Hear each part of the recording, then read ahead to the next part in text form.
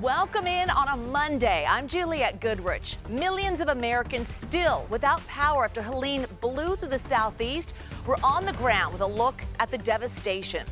Plus, the men hoping to be our next vice president getting ready for a showdown. We're counting down to what could be the only debate between Senator J.D. Vance and Governor Tim Walz. This is CBS News 24/7.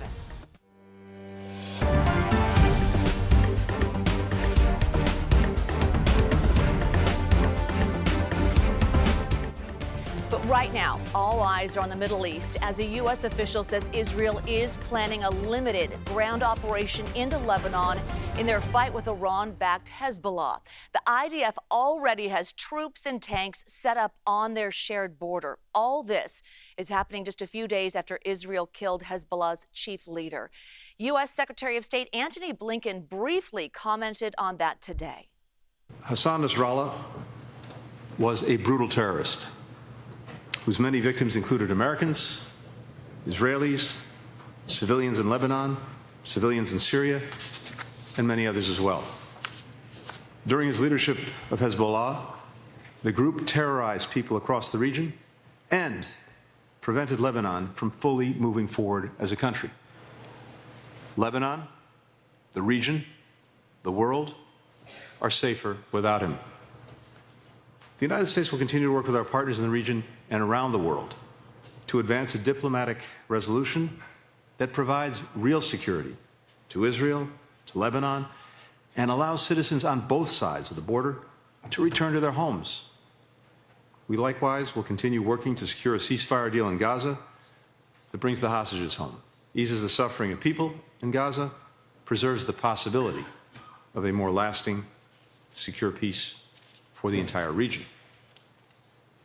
Diplomacy remains the best and only path to achieving greater stability in the Middle East. The United States remains committed to urgently driving these efforts forward. Even after Nasrallah's assassination, Israel continues to pound Lebanon with deadly airstrikes. CBS News foreign correspondent Chris Livesay reports what this possible ground invasion will look like. Good morning. We're seeing some of the clearest signs yet of Israel's preparation for an expansion of the conflict.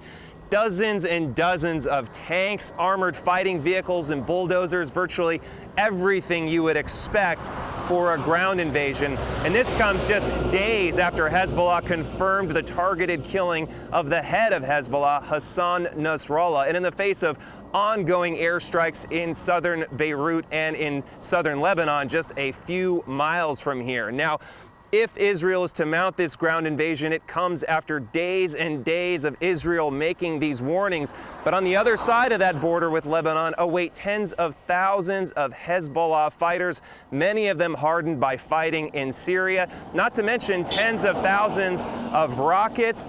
There's also a long reputation in southern Lebanon and of Hezbollah using explosive devices along the road, using improvised bombs, booby traps, and suicide bombers. Chris Livesay, CBS News, Northern Israel. We now have word from the Pentagon that the U.S., Israel's strongest ally, is sending a few more thousand troops to the Middle East as security measures. We will continue to stay updated. And now to the aftermath of Helene. We are getting a look at the damage in Florida left behind by Hurricane Helene. The storm cut a devastating path stretching more than 600 miles across several states. More than 100 people have been killed and millions are still without power. And in hard-hit North Carolina, neighborhoods are underwater and floodwaters have turned roads into rivers. Today, President Biden announced he will visit the storm zone sometime this week and gave an update on federal resources being deployed to help communities impacted by this deadly storm. I've directed my team to provide every available resource as fast as possible to your communities to rescue, recover, and to begin rebuilding. In addition to FEMA, it includes the Federal Communications Commission to help establish communications capability, the National Guard, the Army Corps of Engineers, and the Department of Defense are going to provide all the resources at its disposal to rescue and assist in clearing debris and delivering life-saving supplies. So far, that's over 3,600 personnel deployed. That number is growing by the day. CBS News correspondent Skylar Henry joins us live from North Carolina. Thanks for joining us, Skylar. Why don't you tell us what the scene is like that right now for you?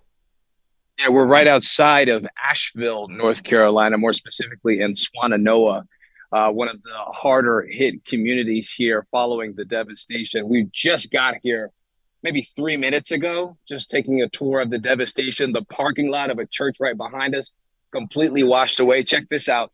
This entire yard here washed away. We're trying to make our way down to a street right here where we can see people trying to dig themselves out. Look at this street right here, completely washed away.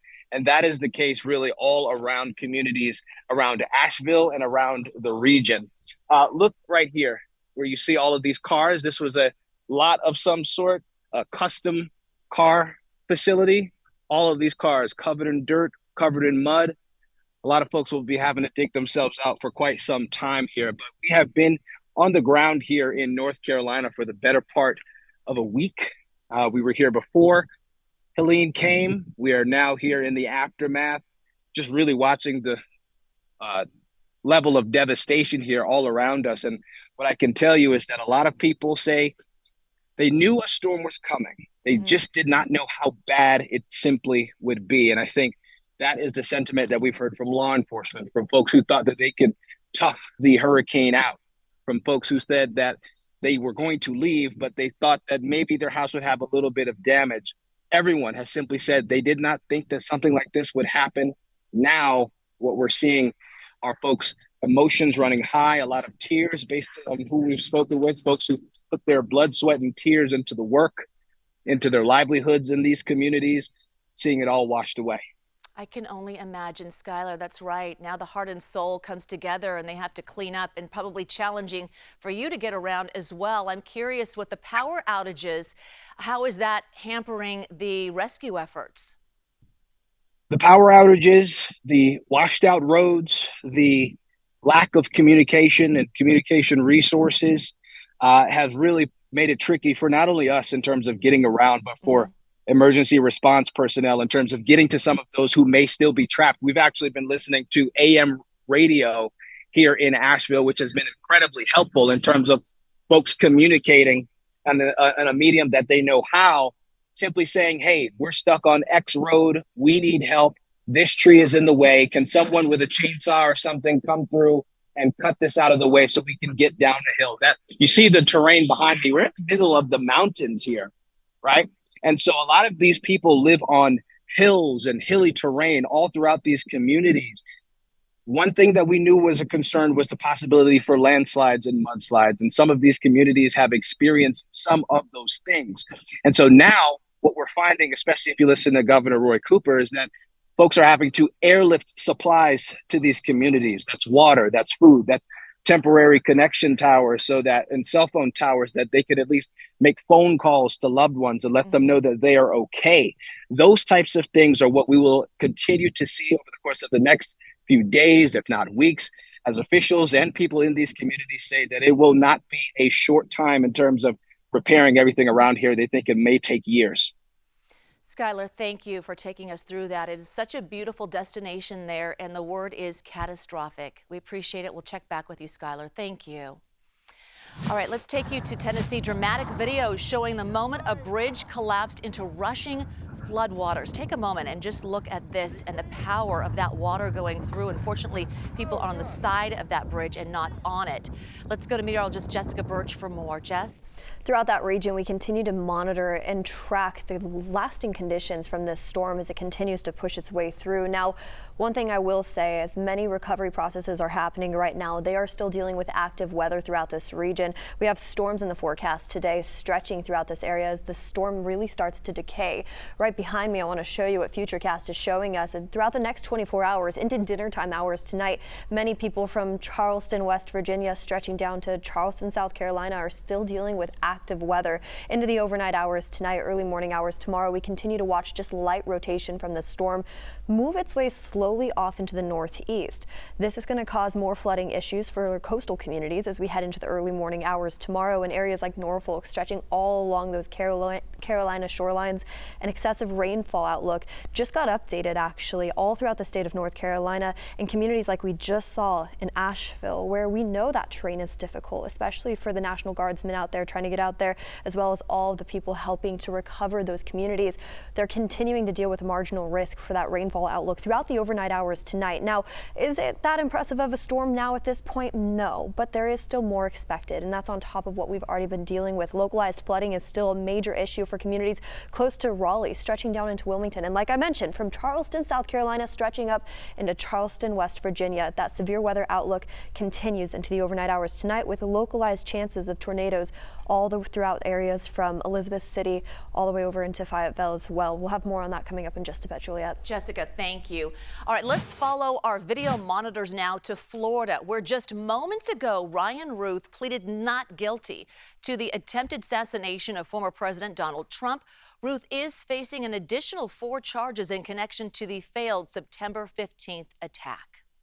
CBS News correspondent Christiane Benavides is outside the courthouse in West Palm Beach with the very latest for us. So walk us through what happened in court today. Juliet, Ryan Wesley Ruth was walked into the courtroom. He was handcuffed. He was sat in between his 2 attorneys. They entered that not guilty plea, and he was listening attentively throughout the hearing, which lasted just about 5 minutes. And he pleaded not guilty. His attorneys also requested a trial by jury.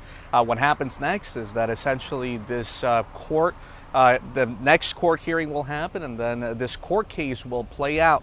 Now, this first arraignment was in front of a magistrate judge, but the court case will actually be played out in Fort Pierce, where Judge Helene will oversee the case. That name may sound familiar because that's the same judge who was overseeing the Trump classified documents case. So, Christiane, we know that Ruth was previously denied bail, assuming that's still the case. And then what happens now moving forward?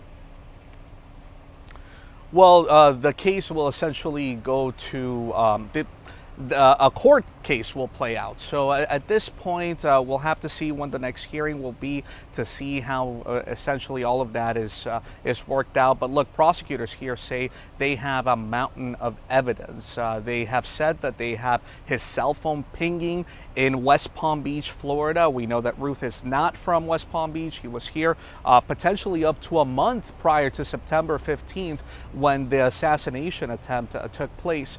So they'll have to present their evidence. We'll have to see how all of this happens. I should also mention that there is quite a bit of security surrounding this place. In fact, the courtroom, as this hearing took place, was locked down. Outside of the courthouse, there were several federal officers that were out here. So certainly a high-profile case and a lot of security surrounding it. No doubt. Christiane, thank you so much for your report. Appreciate it. We also have some more legal news today, this time out of New York City. Mayor Eric Adams has filed a 25-page motion to dismiss the bribery charges in the federal trial against him. His lawyer argued the evidence against Adams did not meet the definition of bribery. He went on to say they expect all 5 charges to be dropped, and additional updates will be coming this week. Those charges also include wire fraud and solicitation by a foreign entity. Coming up, the Trump and Harris campaigns shift their plans after Helene's devastation. We'll bring you that when we come back. You are streaming CBS News 24/7.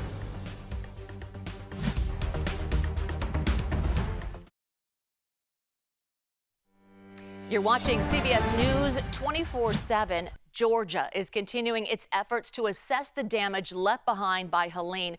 Earlier today, Governor Brian Kemp said the death toll has reached 25, and that is up from 17 over the weekend. Kemp is calling the destruction an unprecedented situation. This hurricane, it looks like a 250-mile wide tornado has hit. The thing that's unusual about this storm is unprecedented for a Cat 2 hurricane to actually make landfall in Georgia, and to see the level of destruction that a hurricane could do in this community, being this far from Lowndes County or Eccles County and the Florida line is unprecedented. CBS News correspondent Scott McFarland is in Valdosta, Georgia, following the Trump campaign. So thanks for joining us. Why don't you walk us through the backdrop of the visit today with former President Trump and what's expected there? Yeah, behind me is the backside of a destroyed business, part of the epicenter of this path of destruction of Helene through this part of south central Georgia. The former president has this whole setup around us here for a set of remarks and a photo op that happened mid-afternoon here in Valdosta, Georgia. But this is a city still hemorrhaging from the impacts of the hurricane. Schools are closed. In a radius around this area, power remains out likely through the rest of the week. Businesses are closed, and there is an initial recovery underway from the hurricane. We know the former president is going to criticize the federal government response, the Biden administration response to this part of Helene's path of destruction and North Carolina's destruction. Going to criticize the Biden administration for how it's handled the initial days of this. That criticism has not been echoed by the federal representatives of this area. The federal response is just beginning. But the former president, to a degree, is capitalizing on the vice president being far away on a West Coast campaign trip, and the president just returning to D.C. from Delaware. That does raise the risk of instilling in this disaster response a heavy dose of politics, but it's a calculation he's making here in Valdosta today. Scott, I can't help but wonder about the logistics of security. Even getting around right now for anyone is difficult. So how do they manage protecting the former president? Well, it's a real dicey situation because we're in a very fresh disaster zone and they're trying to put a perimeter of security that is enhanced due to the recent assassination attempts. We're surrounded by large trucks providing a visual cover for this area, snipers on top of highway overpasses, on top of some of the barriers they put in place. We don't see the bulletproof glass, which has newly been used for Donald Trump behind me, but he hasn't arrived yet. Possibility that comes with his Secret Service detail. We do notice that when you drive through town, you see all the toppled billboards, toppled trees, all the traffic lights are out. There is a pretty heavy police presence here. We spoke with some of the businesses downtown who said it's fine that there's a dignitary visiting, it's fine that there's a security response to it, but that is not the focus of this city. They're focused on recovery right now. Absolutely. Scott McFarland. Scott, thank you for being there for us and reporting. Meanwhile, Vice President Kamala Harris is cutting her campaign trip short in Las Vegas and will be heading to Washington to meet with FEMA officials. CBS News campaign reporter Nydia Cavosos joins us live from Las Vegas now. Thanks for joining us. Why don't you walk us through the plans and the storm zone? What's the team saying? Well, we know that Vice President Harris and her team are in the middle of trying to plan a visit to the impacted areas, but we know that this visit is going to come only if it's not disruptive to emergency response operations going on. This is the latest that we're hearing from the Vice President's team. Now, we don't know if it'll come this week. What we do know is that Vice President Harris is on the campaign trail. She was supposed to have several stops today in Vegas, trying to court up several key demographics in the state, but she had to cut this short to head back to D.C. Now, last night during her rally here in Vegas, Nevada, Harris did address the situation, telling her crowd that herself and President Biden had already spoken to local and state officials, telling them that they will have the necessary resources to aid them in this rescue and recovery effort, and for as long as it is necessary. Now, Harris did ask for thoughts and prayers, as this is a catastrophic situation, and we do expect that the death toll will be rising in the upcoming days. All right. Thank you so much for that update. Appreciate it. We want to bring you some sad news in the basketball world today. Hall of Famer Dikembe Mutombo has died after a battle with brain cancer. He played for several teams during his long career. The 8-time All-Star was a gifted defender, winning the Defensive Player of the Year award 4 times. Dikembe Mutombo was 58 years old. Bringing up our New Mexico map now, where a judge just ruled on the fate of Hannah Gutierrez-Reed. She is the armorer who worked on the movie Rust, where cinematographer Helene Hutchins was accidentally shot and killed. Gutierrez-Reed is already serving an 18-month sentence, but a judge just denied her motion for a new trial or dismissal. She was trying to have her conviction overturned after her lawyer says evidence was withheld before her trial in February. This comes after Alec Baldwin's case was dismissed when the judge ruled the prosecutor withheld bullets from Baldwin's defense. And you might be having an issue with your iPhone today if you have Verizon. Thousands of Verizon customers are reporting service issues across the country, many saying their phones are limited to SOS service. The company says they are aware of the issue and engineers are working to fix it. Meanwhile, DirecTV announcing they just bought satellite TV provider Dish. The deal is meant to create an expanded paid TV entity in order to compete against streaming services like Netflix. In a separate development, AT&T is selling its stake in DirecTV to a private equity firm for $7.6 billion. The communications giant says it plans to focus on providing wireless 5G, that is, and fiber connectivity while strengthening its balance sheet.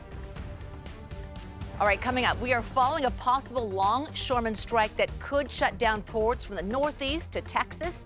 You are streaming CBS News 24/7. We'll be right back.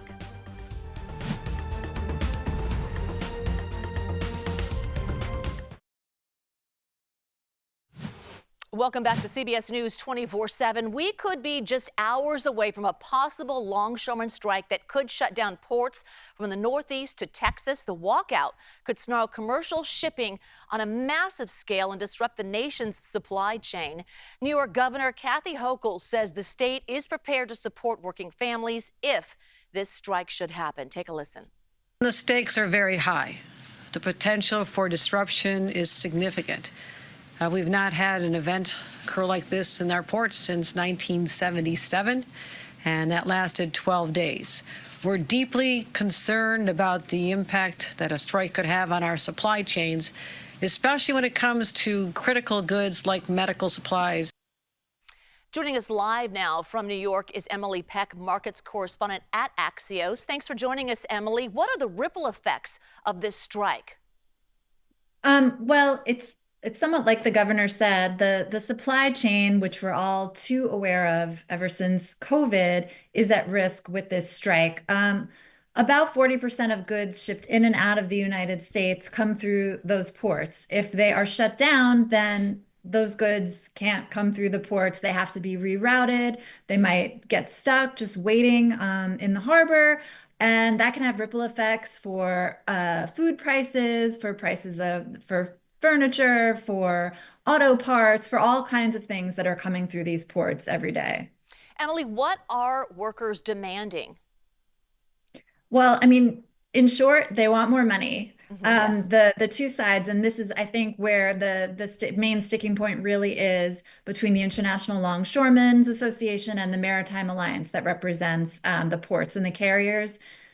The longshoremen want raises that work out to be about 77% over the length of their contract. The alliance wants to give them much less, and that's the big demand and the big sticking point. The other sticking point is automation. The union wants to have more control over that and, slow down that process that gradually will replace them over the years. Those are the two big things at issue. All right. And still, the clock is ticking. They could walk off the job on Tuesday. Hasn't happened yet, but it is a looming strike. All right. Emily, thank you so much for your report. Appreciate it. Now I want to take you to Southern California, where a flare-up in the line fire is now forcing people out of their homes. So you're looking at video from San Bernardino County. And to get a better check and more information, let's go to meteorologist Jessica Birch on the conditions happening there, Jess. 43,000 acres. That's where it's currently at right now. And we continue to keep a close eye on the air quality alerts widespread throughout Southern California as that smoke continues to really impact local communities from San Bernardino, stretching off into states like Nevada as well. I'm going to remove that smoke real fast, and I really want to show you what's happening for the firefighters down there. All throughout the state of California, you see that orange, you see that red. Heat alerts and advisories are in effect right now. Excessive heat warnings in effect as things are starting to really heat up. Taking a look behind me, heading into the coming days, this huge area of high pressure is really starting to build in those communities. And this makes it hard for the firefighters on the ground and the firefighters in the air as well. My National Guard unit's currently active still on that fire. And as we keep a close eye on the conditions out there, daytime highs are expected to be record-breaking in certain areas. I mean, we're expecting triple digits throughout Southern California as this heat dome continues to build its way over there as we head into the coming days. And as we take a look at our daytime highs alone this afternoon, I want to show you that as well. Anywhere from Phoenix stretching all the way over into Las Vegas. Let's take a look just below me one more time. We have triple-digit numbers all throughout this afternoon in communities throughout the desert. We head over into Los Angeles, not that bad right now in the 70s, but throughout the next couple days, that's going to start warming up a lot too. So we are keeping a close eye on those temperatures throughout the west as we continue to heat up as high pressure builds its way in. And I'll have more on that coming up in a bit. But for now, over to you, Juliet. All right, Jessica, thank you. Let's ride our monitors to outer space, shall we? You can see here the moment a SpaceX capsule hatch opened after docking with the International Space Station yesterday. The capsule and two-man crew were sent to the station to bring 2 stranded Boeing Starliner astronauts back to Earth. The Boeing crew has been at the station for months after crew members discovered malfunctioning thrusters and leaks on their capsules. Crew 9 now aboard the... All right, we're continuing to follow destruction in the southeast after Helene wreaked havoc across the region. We'll have more on that. You are streaming CBS News 24/7.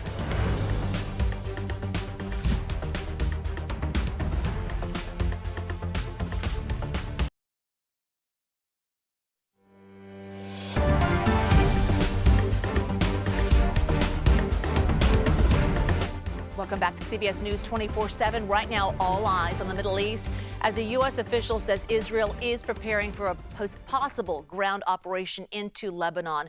We know the IDF has troops and tanks already set on their shared border to fight Iran-backed Hezbollah.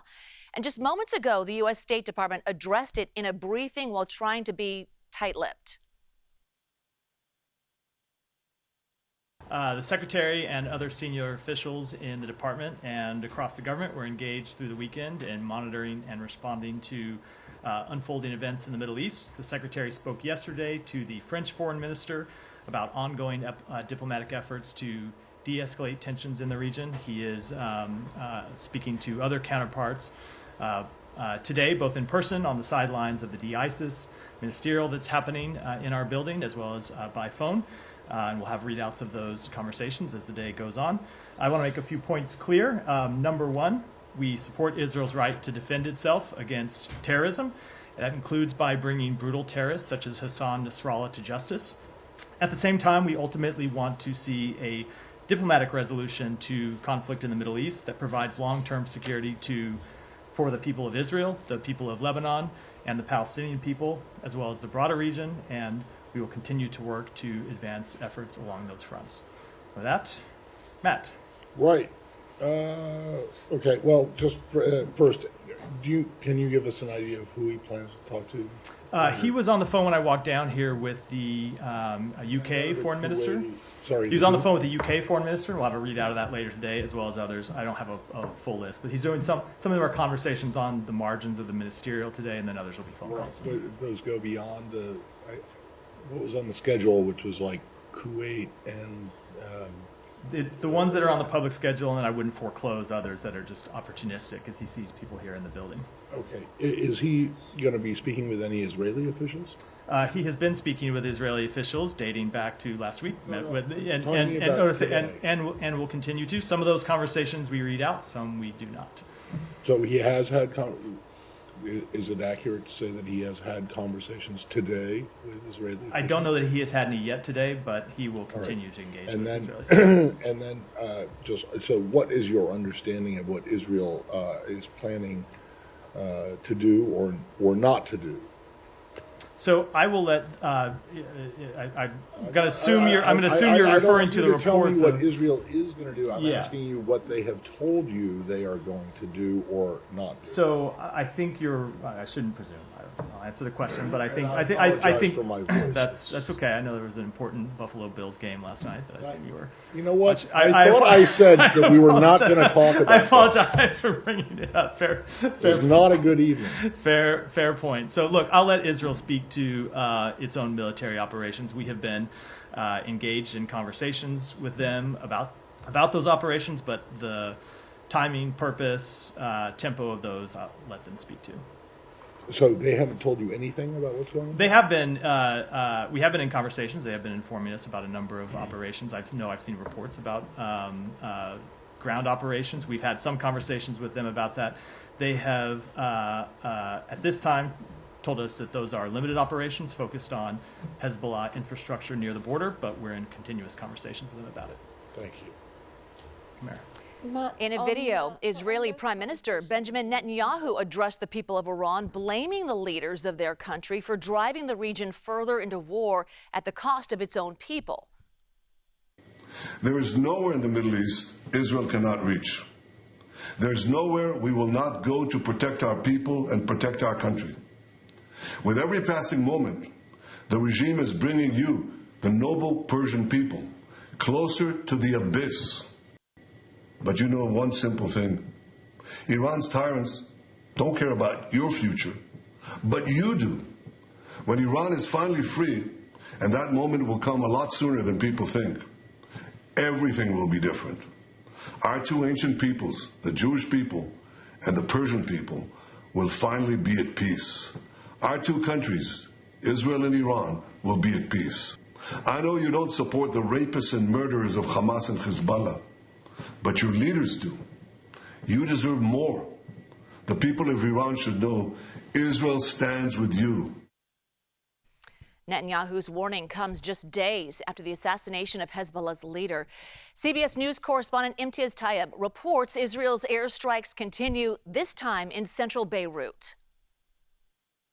Well, this is really the first time since 2006 that Israel has targeted here in central Beirut. And the fear really is that this is the beginning of what's to come. I mean, you can see how this apartment building, one entire floor is nearly entirely destroyed. And of course, cars below have been destroyed in the wreckage. Now, all of this comes following the assassination of Hezbollah leader Hassan Nasrallah in that massive airstrike in the southern suburbs of Beirut, where Israel has really been targeting it quite heavily for several days now, as well as areas in the south of the country and in the east of the country. In fact, just yesterday, the death toll was over 100 people killed. Now, all of this comes as President Biden has said that he does not want to see a regional war or an all-out war. But this is as Israel continues to mass its forces along its northern border with Lebanon. And the fear now is that it could send in its ground troops any moment. We also have word from the Pentagon that the U.S. is sending a few more thousand troops to the Middle East as security measures. We will stay updated and continue to update you here on CBS News 24/7. We're also continuing to follow the destruction in the southeast after Helene wreaked havoc across the region. The storm being blamed for more than 100 deaths, and the hurricane's path started in Florida, where storm surge and wind flattened homes and businesses along the Gulf Coast. So here's Florida Governor Ron DeSantis now. The bottom line with storm surge, you could have a Category 5 wind. If you hunker down and you're covered in a place, you potentially can ride that out. You can't ride out 15 or 20 feet of storm. It's just too powerful and it's destructive. And so we had massive numbers of resources staged. Locals had resources to make emergency response and rescues. And there were thousands of missions between municipal, county, and state agencies that were effectively discharged right after the storm. And a lot of lives were saved. And to North Carolina now, massive cleanup and recovery efforts are also underway. Food, water, supplies being airlifted to those stuck in the hardest hit areas. Well, it is a similar scene in Tennessee. We'll take you there. The storm's powerful winds knocking down trees and dumping piles of debris on the road and businesses there. You can see that the cleanup is going to take weeks, if not months, if not years. It's a challenging effort right now. Let's go to meteorologist Jessica Birch for the latest there. Jess? This is going to be something up in those mountains just along the Appalachian and areas like Asheville, for example, where they're going to be dealing with these impacts for a long time. Many people couldn't evacuate. Many people didn't realize the impacts the storm was actually going to bring for those local communities. And those local communities are still dealing with active weather today, too. We have severe weather outlooks stretched all throughout the Carolinas as we head into this afternoon. Lingering showers in the forecast today. Let's just dive straight into it, starting off with Futurecast. Communities from Charleston, West Virginia, all the way down into Charleston, South Carolina, have active weather in the forecast into the evening hours and overnight hours tonight. And I want to bring that up for a reason. These are the communities that there's a lot of relief in sight right now when it comes to working with those local agencies and trying to get boots on the ground for helping out those local communities that are devastated from this heavy flooding. And as we take a look at Futurecast, they're still dealing with more active weather into the overnight hours tonight, early morning hours tomorrow. An excessive rainfall outlook impacting states like Virginia down into North Carolina too, with a marginal and slight risk throughout that region. Total rainfall throughout that area, it doesn't look nearly as impressive as what we've already dealt with, but keep in mind this is in addition to that flooding number that we've seen so far. So areas like Greenville could see an additional inch of rain into the overnight hours tonight. That severe weather outlook, as mentioned, from Charleston, South Carolina, stretching up into West Virginia. We could still see scattered, isolated storms that could really impact those local communities too, with a chance of tornado threats stretched throughout those coastal areas just near North Carolina. So Julia, as we head into the coming days, of course, that storm is now past, but we're seeing these lingering isolated showers. And you think the boots on the ground right now, just trying to help those community members get to safe places, get to drier places, and they're still dealing with the rain falling just above them too. So we'll continue to monitor that closely. Yeah, I can't help but think about the mudslides, the potential that comes after that, even with the small rainfall happening. Oh, all right, Jess, thank you. Of course. All right, coming up, the men hoping to be our next vice president, getting ready for a showdown. We talked to CBS News senior White House and political correspondent Ed O'Keefe right after the break. You're watching CBS News 24/7.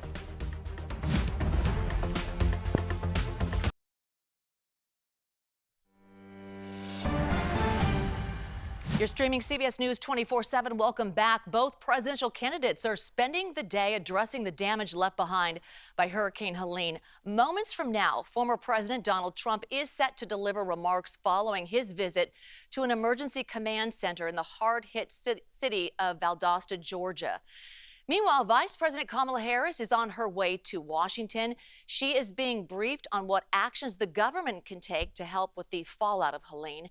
Harris says she intends on visiting storm zones only when it is not disruptive to emergency efforts. And both their running mates are making their final preparations for tomorrow's vice presidential debate. The two are set to square off for the first time this election cycle. CBS News senior White House and political correspondent Ed O'Keefe has the very latest on these debates. The vice presidential debate, not typically consequential to these elections, but this year could be different. So what is at stake, Ed? Well, you know, we're waiting to see exactly how these two interact with each other, given, as you said, that this is their first and likely only debate, and the one that is definitely, the undercard in the ongoing exchanges between candidates. But what it can help do is potentially assuage the concerns of people who would like to support either Harris or Trump, to get some sense of who's backing them up here at the White House once that person is president. And in both cases, it's an opportunity to learn a little bit more about them, not only their backgrounds, but their records that they've completed so far and what they would potentially do going forward. And in both cases, how much of it becomes what are they about versus what their top-of-the-ticket candidate is all about. We've heard, for example, from the Walls team, they'd like to remind us that when he was coaching football, he was the assistant coach, wasn't the head coach, and that's essentially the job he would hold as vice president, the deputy to the guy, or in this case, the woman in charge. And so you can potentially expect that he would perhaps focus on it that way. But remember, both of these guys were picked to, in essence, try to win the support of predominantly male voters in the Midwest. Because think of where these two guys are from, Ohio and Minnesota, which basically bookend Wisconsin, Michigan, and Pennsylvania. That's the kind of voter they were designed to appeal to in the beginning when they were chosen. How much of their pitch tomorrow night is about reaching those voters and helping either Harris or Trump get over the finish line in those states? Yeah, it's going to be very interesting to observe their dynamic and how they interact. So I assume the strategy here for Walls and Vance, appeal to the male voters, appeal to everyone essentially. But how much does this help the presidential candidates? Well, it can help. We can think back, for example, to 2012 when then Vice President Joe Biden debated then Congressman Paul Ryan in the Obama-Romney face-off. Obama had a rough first debate. Biden showed up, and it's generally agreed, defeated Ryan in that exchange and helped bolster Obama's case, restored some support that he'd perhaps seen slipping in the days after that first debate. In this case, you know, the general consensus was that Harris did really well in that first debate between her and Trump, potentially the only debate. Could Vance potentially do something to put Walz back on his heels that raises questions about his ability to serve and Harris's ability to serve? Or does he deliver such a command performance against J.D. Vance that it only helps their ticket? So, you know, good performance can certainly maintain status quo and help. A bad performance certainly could be a problem if there are doubts about either of the top of the ticket candidates and whether or not they're being backed up by the right guy. And certainly among Democrats, there would be concern, because remember how hotly contested the fight was to be her running mate and the other options she had, plus the concerns that maybe this was all done in haste when President Biden ultimately dropped out over the summer. Good explanation. Ed O'Keefe. Ed, thank you as always. And taking our map to California now, where some people are out of their homes after a flare-up in the line fire. So we want to take you to San Bernardino County, to Los Angeles. We're staying on top of the developing story, certainly. Here's their coverage from earlier. Take a look. Fire crews are battling a wall of flames as the line fire flares back up. KCAL News reporter Rick Montanez is live in Highland with a look at the firefight. Rick. Yeah, Rudabeh, Jamie, we're already starting to feel the heat up today, which will be one of several factors for firefighters. The other is a lot of the smoke. I mean, check out the haze over this community. They've been dealing with heavy smoke for the last couple of weeks since the line fire started, and there is a smoke advisory in place for the Inland Empire now. We've also watched as more firefighters are heading to the front lines.